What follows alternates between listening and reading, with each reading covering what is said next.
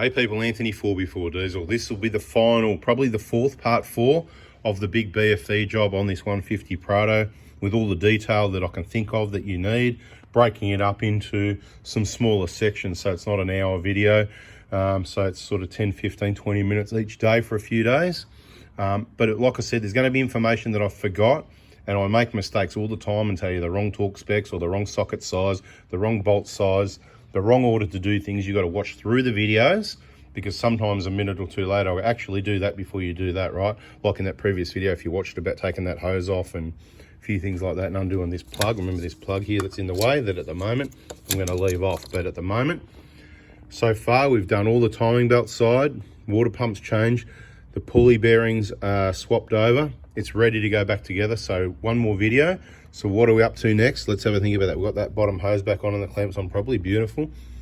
If that's the case, I believe we're ready to put the fan and the fan shroud back in. So I'm going to pick up the fan shroud, I'm going to slip this into position. Hard to set up and hold the camera while I'm doing it, you know what I mean. You know, it fits in pretty easy. You know, a bit of a fiddle and a wiggle around a little bit, and it'll go down in there. And once it's sitting almost down, then I'll bring, because you've got to squeeze the fan through here, sort of scrapes along this a little bit here, just gently in there. Don't damage your radiator on the back side here, anything like that.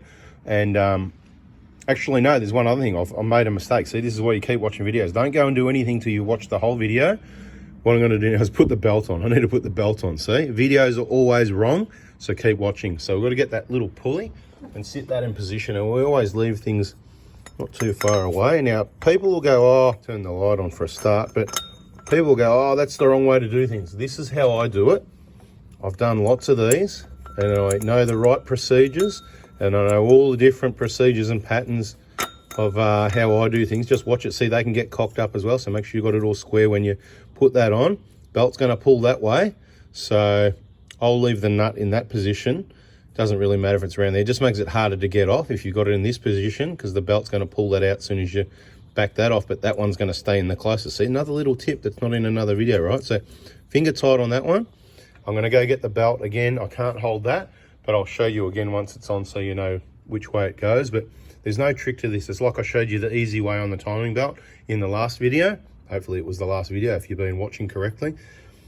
Same thing with a belt. There's no correct procedure. The only reason it won't fit is if you haven't got your socket on here and you're not pushing down on that, really. Or if you've got the wrong belt, I suppose. The Prado 120, the Prado 150, and the Hilux, 3 different drive belts. I don't think they're the same. I'll go get the belt and I'll put it on. Happy days.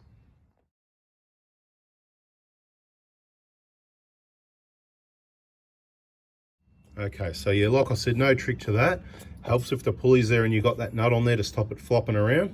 Okay, now you got to triple check though, right? Allergies, man, bad. Okay. So just run your hand down underneath the crankshaft. Make sure it's 100% on, like this one you can see. This one you can see. Those ones you can't. A lot of people get them wrong. Not on these cars though, because these are pretty easy to do. See, belt goes under the top. It goes in from the side, up from the bottom, and straight at the right side. Easy to remember, yeah, like I said in the earlier video. So what I did, in case you know, because I couldn't really have the camera right here, so I'll just go. I just literally ran it around everything.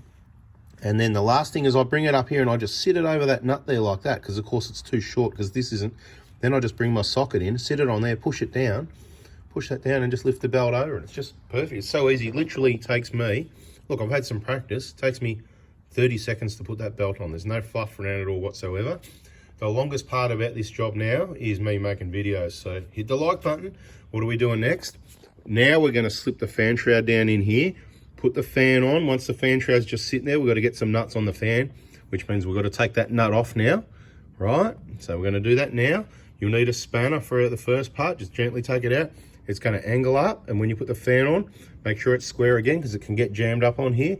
So don't just tighten up one side, think it's going to pull in, because it could be jammed. You've got to get the nut on one side, probably here, and then you've got to push the fan in and get the nut started on the others. You've got to do them by hand, get them all started so it's sitting nice and flat before you start nipping them up. Once you know it's flat, then you can tighten one, use that to spin the whole thing, tighten the next one, and so on, right? I'll try and show you a little bit, but yeah, it's a bit hard. Anyway.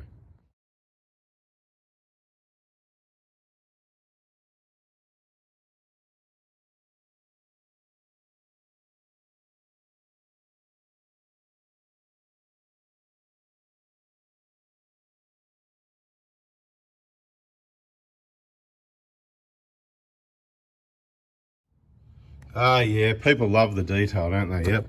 So all the nuts are on. That was easy. Okay, for me that was easy. When you get a bit of practice, it'll be easier for you, but you might struggle a bit. Like I said, use the spanner that way. Once you spin it around, bring your ratchet spanner in so that you're pulling away from the center. Do you know what I mean? I tried to explain in an earlier video.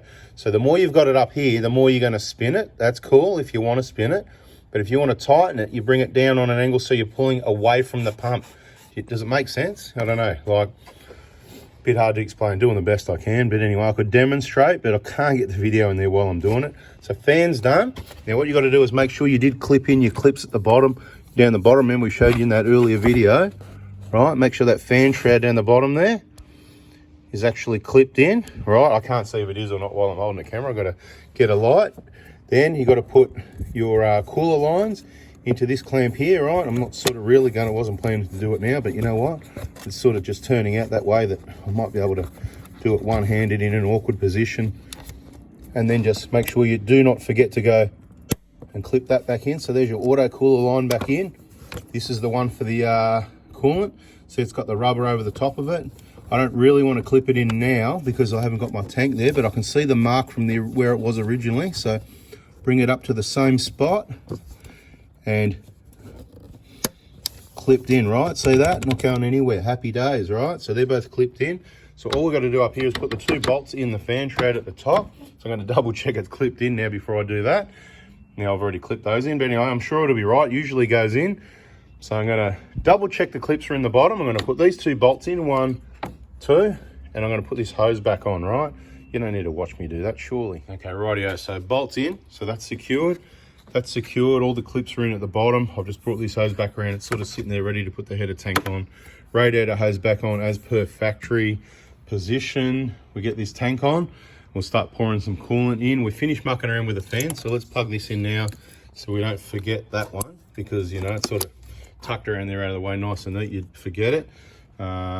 If you start or turn the power on without unplug, you're going to need to get your scan tool and clear it. We've got a dodgy battery replacement here. This one's not too bad, but look how high up that's it. That's ridiculous. So I'm actually going to disconnect the battery. And you should also do that when you're doing a timing belt, but I don't because I'm Captain Risky. I know what I'm doing. But if you're doing the big BFE and taking the alternator and the wires off, you've definitely got to disconnect the battery negative side here. So I'm going to do that anyway to clear any codes because I did turn the power on. Just see if it works, and I'll let you know at the end of the video whether having this battery disconnected at 2 minutes is the specification. Let's just see what happens, if it clears it or not, or it doesn't. I'll let you know about the scan tool. We might include resetting the timing belt light in this video, or we might just have a separate one. But as you can see, we're just about done. Just going to get that header tank in position. Put the hose on, of course, at that and the bottom, and then the 3 bolts. I'm going to go do the header tank now. All right, tank's back in. These are your precautions here. Don't forget to put the hose in the clamp, especially the clamp.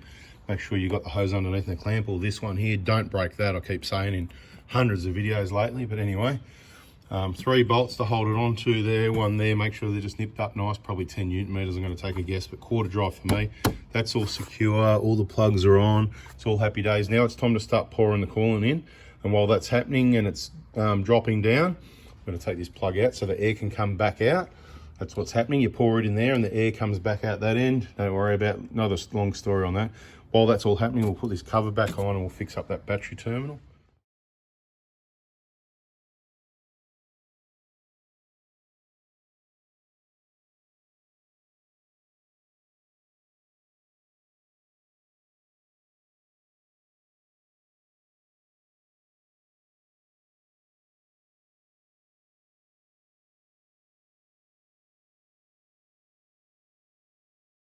All right, now how good does that look? Now 300,000K, some of these clips are a bit average. It had an aftermarket dodgy one in the middle. Put it back there, but it is dodgy. When you put that tank in, make sure all the hoses are clipped underneath the tank properly before you do that. Redid this battery terminal because that one was disconnected. Always disconnect the negative before you work on the positive, because positive spanner to earth of the vehicle. This, see, earth to the vehicle. The whole vehicle is earth. Black negative, the whole vehicle. You put a spanner from that to anywhere on the vehicle, you're going to make sparks. You could blow up your battery. You could damage electrical goods. You could even blow that fuse that takes hours to change. So just do not make any short circuits, okay? Listen, watch the videos, okay? So I moved that down since that was disconnected. That's as far as I could move it down. I'm happy with that. It's nice and tight, and there's a little bit of gap there, so I know it's tight around the terminal. You can grab it. So since I did that and that, because he said, oh, I got a new battery. I don't know who put it in or whatever. And I thought, well, I'll check the battery security. So I grabbed that, and of course the whole bracket just went flying. This side wasn't even hooked in. So of course I had to loosen this side, get that one hooked in, nipped it all up. The way I do it is I pull the battery this way as well. I want to get it away from the heat of the hose. Batteries don't like heat, in case you didn't know. Batteries don't like heat, any batteries, especially lithium. But anyway, that's another story.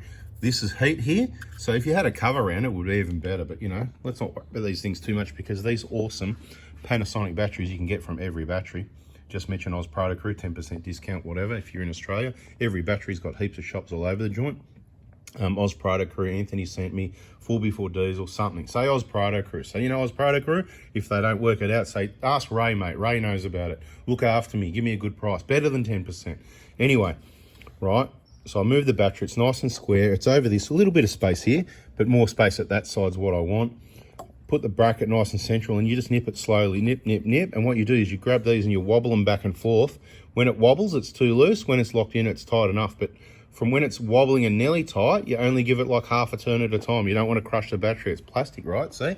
Plastic, poly, whatever you want to call it, right? It's a type of plastic, right? So it's plastic. If you over tighten, you'll crush it. You don't want that. So now this is secure. I can grab and pull on the battery, or this bracket, or any of the terminals. None of that's going anywhere, because like I said in other videos, loose battery terminals are one of the #1 causes of vehicles breaking down and other problems. And of course, insecure battery is unroadworthy. Any battery in a vehicle must be secure. So that's now secured. So we fix that, no charge on that one. You can see the top hose back in position. That plugs back on. I don't think I've forgotten anything. You know, have I forgotten anything? There's no extra battery here. It makes it really easy to get to that clamp here. If you've got a dual battery, it's a bit harder to get to. It does cause some problems. So you might want to pull it out, or consider doing your battery maintenance, removal, cleaning, checking for damage at the same time as you're doing your BFE. So bonus info. You can see I poured in about 8 or so litres of coolant, 8 or 9, somewhere there. Once it gets to about there and it stays there, you can be pretty sure most of the air's out of the system if you had this cap off. There's different ways to do things, but I'll tell you this works as well. I just put that cap back on now. I'm done with that cap because most of the coolant's in there. What I want to do now is drive the vehicle, get it, you know, nice and slowly. We want to let it idle, let it warm up, and then drive it a little bit so it shakes things around a bit, gets any air pockets out, brings it to the top, bring it back, let it cool down, and check that level. When it's cool, top it off if necessary, and then drive it again. It really needs to have a few warm-up cycles and drives to really, you know, Mickey Mouse it, if you know what I mean. But this is all done other than that timing belt light. I told you I had some engine lights from having that unplugged, whatever. So I've disconnected the battery for, it was probably 2 to 5 minutes. At least it was disconnected. So let's go in the vehicle and wrap this one up and just have a look and see if we got rid of the engine lights from disconnecting that. So here we go. Let's go power on first. Foot on the brake, start the car. Did I forget anything? You're about to find out. Ooh, beautiful. Sounds all right, doesn't it? Look at that. And look, no engine light, so it does work. So you just learnt something. I'm just going to reverse out of the workshop so we don't get fumed out, because we've got to let it sit here and idle. Timing belt maintenance. So I think I might just do a separate video for resetting the timing belt light again. I can't even remember what to do, so I'm going to search one of my old videos, have a look at that, and then I'm going to come back and do it again. This is BFE job just about done. If you want to see more awesome videos like that, subscribe, turn the bell on. And it's not just Prados and 1KDs. You can learn from what we do on these vehicles, even though that's mainly what we work on. This afternoon, I'm going to do a service on a Camry, you know. So, bada bing, bada boom. There'll be things to pick up and learn there. It's about a 2011, so it's about 12 years old, something like that, I'm guessing. That's a 2012, so it's 11 years old, 140K. It's got an Optum in it that's over 10 years old. Yep, I'll show it to you. Anyway, stay tuned if you want to see more videos. Catch you on the next one. Hope you liked it. Smash the like button. Bada bing, bada boom. Yep, my pleasure. Happy to help. That's what I'm here for. Anything you need, let me know in the comments. I do read all the comments. The shorter you can keep it, the better. And I really love the ones just saying thanks. But it is okay if you ask for something every now and then. But it's not the ask questions, diagnose anything on a motor vehicle channel. I can't reply to people asking all sorts of things. Oh, I've got a problem with this. We need to see cars in workshops. We can't do everything. but you can get yourself educated by watching, and someone might reply to your comment that can help, hopefully, right? So think about other people and help out where you can. Thanks for watching, guys. See you.